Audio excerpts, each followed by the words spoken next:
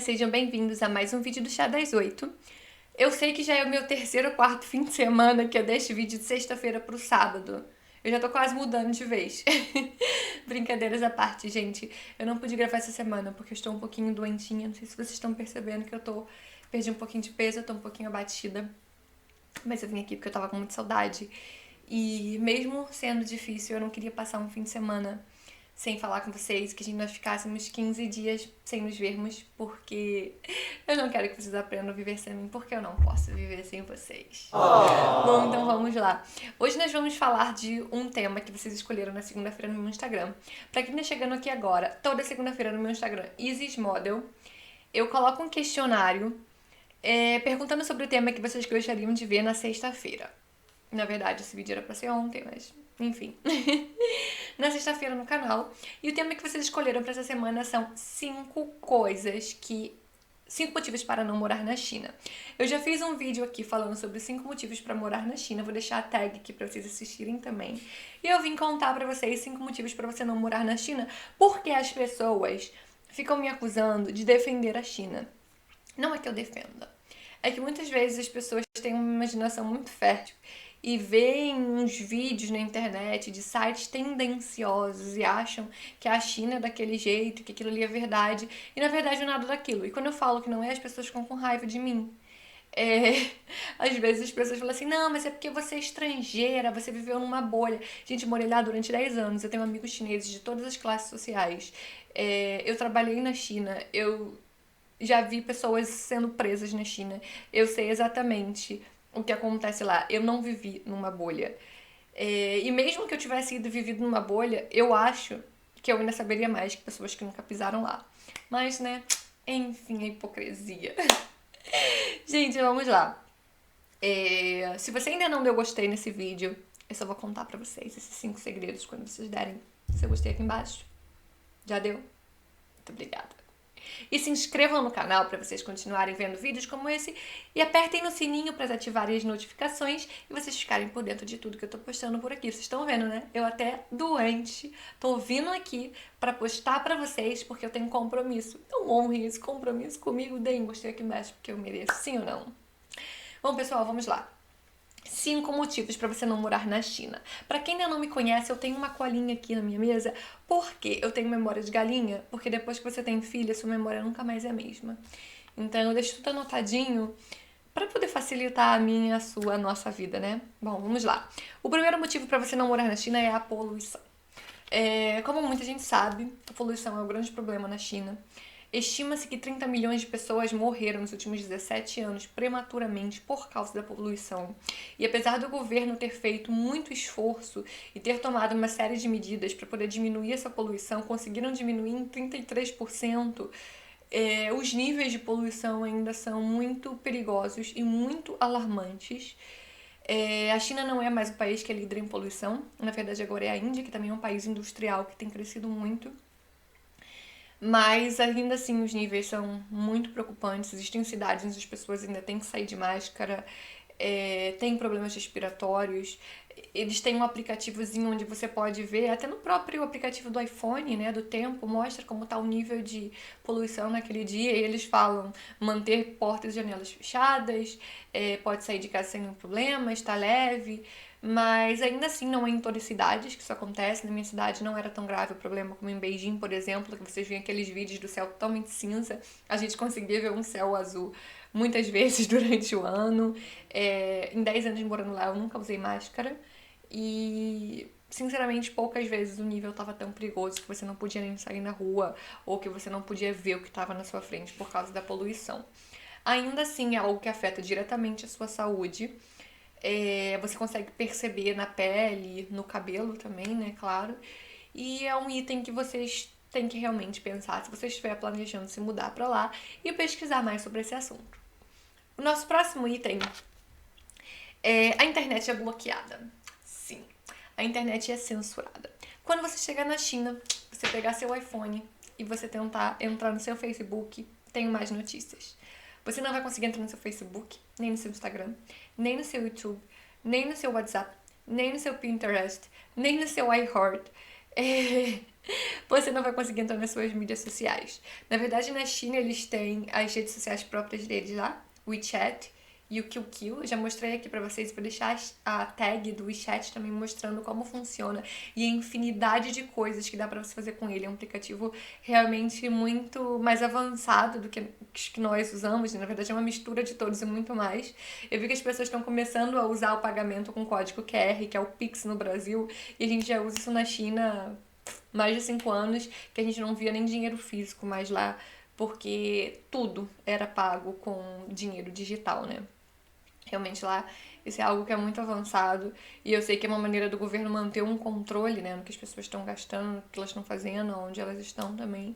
Mas enfim, esse método está sendo implementado no Brasil também por causa da facilidade, por causa da segurança, principalmente agora com isso da pandemia, né, para você não ter que estar repassando dinheiro para outras pessoas. Porque eu comecei a falar negócio de WeChat, que a gente tava falando do negócio de internet bloqueada, mas enfim, lá você pode usar um VPN que muda o IP do seu computador e começa a mostrar como se você estivesse em outro país para você poder entrar em todos esses sites, se comunicar com a sua família. Às vezes eles descobrem, dão uma bloqueada e você fica um tempinho sem, tipo uma semana, duas, eu cheguei a ficar 3 meses, quase surtei. Então, assim, quem é altamente dependente de Instagram vai dar uma surtada se isso acontecer. Mas a maioria dos estrangeiros lá usa VPN, quando um falha vai para outro e não tem maiores problemas, assim, é um saco, mas é um pouquinho lento quando você usa com VPN, mas é bastante possível. Inclusive, existem máquinas que você instala na sua casa e você pode usar internet livremente. Inclusive, tudo isso é ilegal, né, gente? Nada disso deveria ser usado. Só tô contando pra vocês como que os estrangeiros, né, tentam burlar essa regra, essa lei por lá, para poder até mesmo se comunicar com as suas famílias. Então, isso é mais um item que você deve levar em consideração se você estiver planejando se mudar para a China. A internet é censurada. O terceiro item é que a China é um país ditatorial. A China é um país sociocapitalista. Foi um país comunista por muitos sociocapitalista. Sociocapitalista, certo? Foi regido por regras comunistas bem rígidas por muitos anos e eles foram afrouxando cada vez mais. Eu lembro que quando eu cheguei lá, 10 anos atrás, existia um controle da propriedade privada. Você não podia comprar uma casa. Você pagava pela sua casa, você tinha direito de usar ela por 70 anos, se eu não me engano, e depois o governo pegava de volta ou você tinha que comprar do governo ou seus filhos outra vez. Então você não podia ter propriedade privada. Você só podia ter no máximo um filho, até por causa da superpopulação. Hoje em dia você pode comprar casa, hoje em dia você pode ter 2, 3 filhos, dependendo da sua condição financeira de sustentar aquelas crianças. Então, essas exigências, né, que classificariam um país como um país comunista vem caindo cada vez mais com as altas dos salários, né, com os chineses enriquecendo e vendendo e crescendo, querendo crescer cada vez mais. Eles tiveram que se tornar realmente capitalistas para poder crescer da maneira que eles cresceram, se tornarem, como muitos conhecem, um dragão, né? Apesar de ser um país ditatorial, não é um país de um só presidente, é um país de um só partido. Eu encontrei uma entrevista muito legal falando sobre isso pra vocês. Eu queria muito mesmo, eu vou colocar aqui na tela e eu queria muito compartilhar isso com vocês, porque eu achei muito interessante eles conversando com Charles Tang. Perguntam isso a ele, né? Porque o senhor afirma que o sistema político chinês é democrático. E ele fala que a China é um país com um governo com um partido forte, não é uma ditadura de uma só pessoa. E o presidente chinês não tem liberdade de fazer o que bem entende, porque eles têm um parlamento. E existem outras legendas, mas o Partido Comunista é o mais poderoso. Na verdade, essas outras legendas não podem se reeleger. Ele fala também que as pessoas estão satisfeitas com o partido. Na verdade, elas não têm opção de não estarem. Mas eu posso dizer que a maioria delas realmente sim está. Em relação a políticas públicas, educação, saúde, segurança, o governo é bem efetivo. Então as pessoas têm realmente uma qualidade de vida, elas têm oportunidade de estudar, elas têm oportunidade de ganhar bem. Os chineses trabalham muito, né?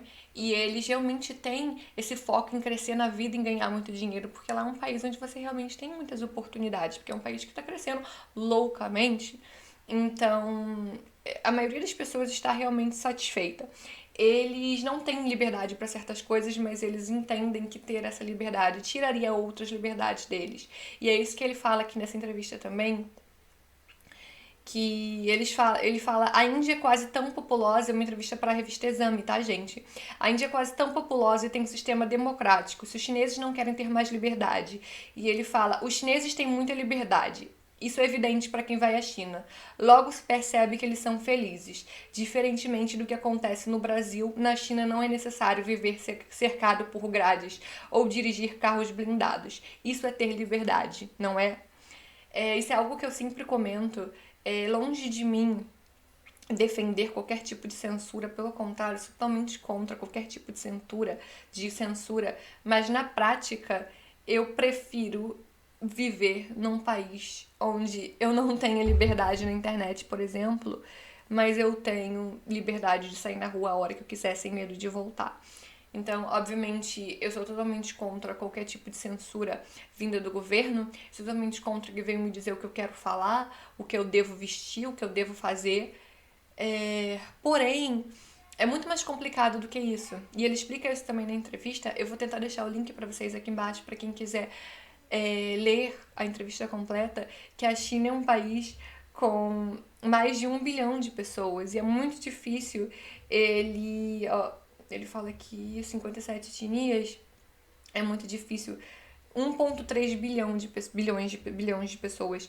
É muito difícil conseguir controlar essas pessoas para que elas ainda tenham uma qualidade de vida e para que elas ainda tenham segurança.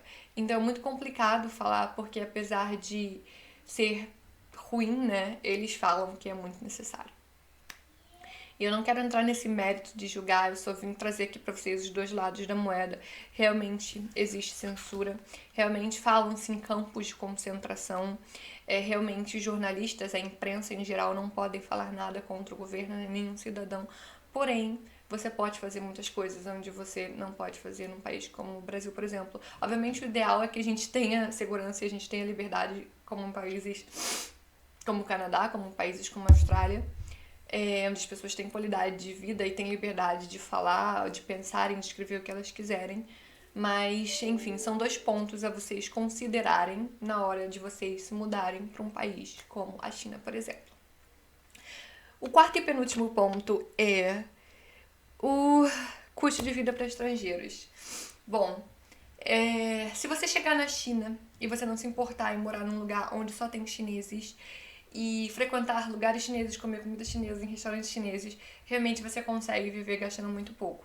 Mas se você é estrangeiro, você morar lá e você quiser morar em um apartamento onde tenham supermercados que você possa comprar produtos internacionais, se você quer ir em restaurantes internacionais, se você quer comer comida estrangeira, se você quer morar perto de estrangeiros, ir a colégios e viver uma vida assim como um estrangeiro, o custo de vida é altíssimo. Inclusive, se vocês quiserem que eu faça um vídeo contando quanto custa morar na China e contando para vocês todos os preços de aluguel, de luz, de supermercado e de lazer, comentem aqui embaixo, se tiverem bastantes comentários eu faço pra vocês, porque é realmente, gente, surreal.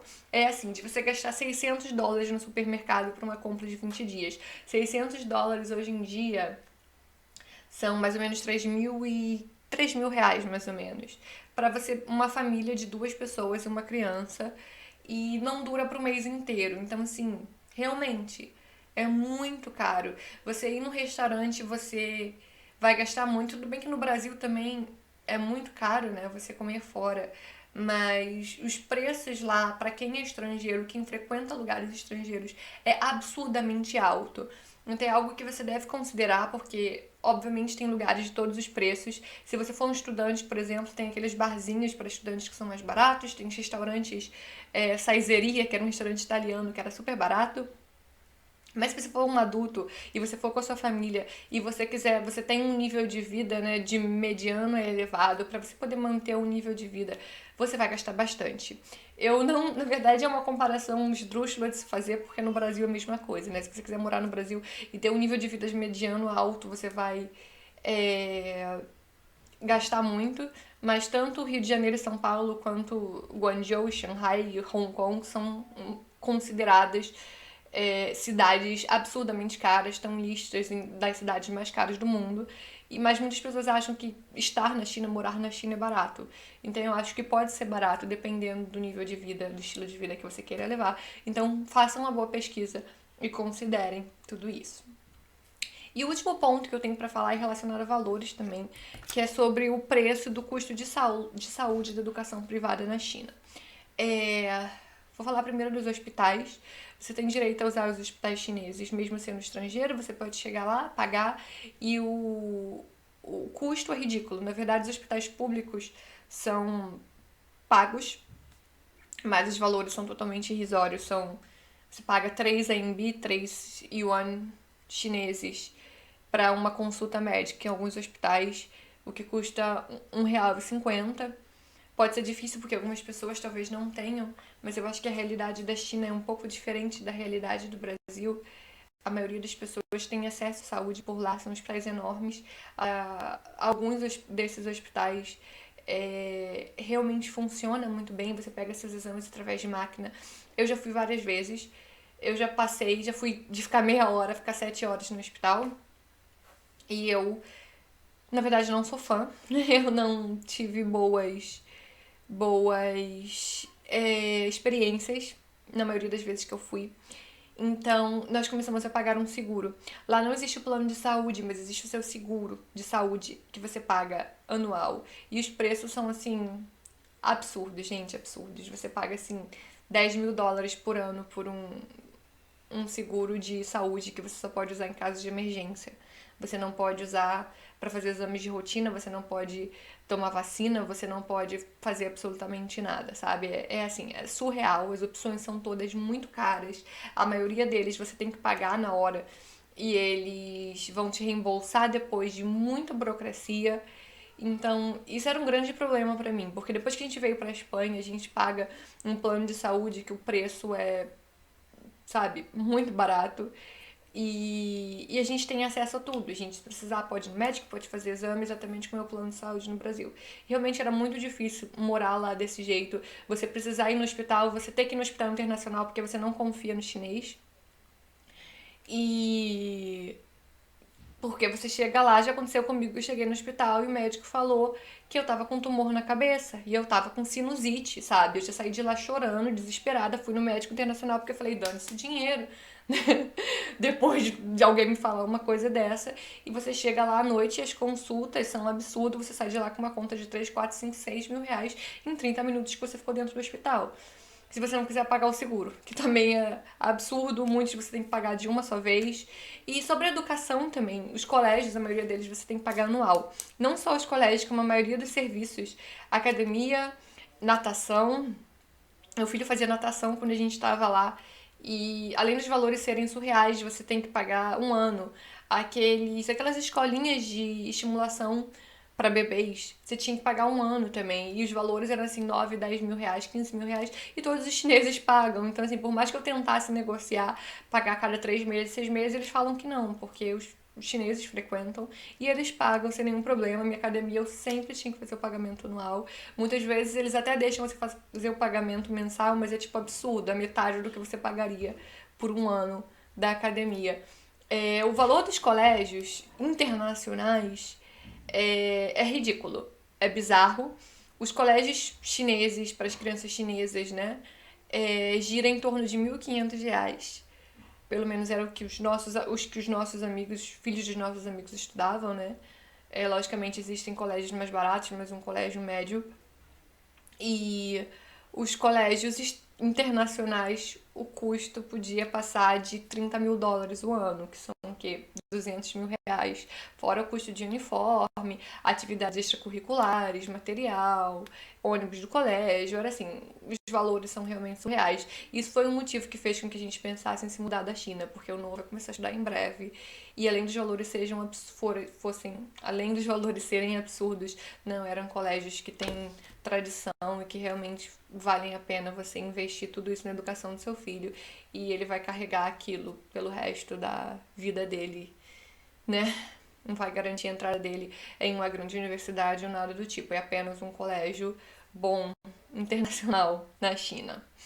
Bom, esses são 5 motivos que eu acho que vocês devem considerar. Se vocês quiserem muito, eu venho com a parte 2, falando de 5 motivos mais, porque eu já tenho aqui na minha listinha. E espero que vocês tenham gostado do vídeo de hoje. Não se esqueçam de deixar seu gostei. Me contem aqui embaixo o que vocês gostaram e o que vocês gostariam de saber para o próximo vídeo. Obrigada mais uma vez, um super beijo e até a próxima. Tchau, tchau!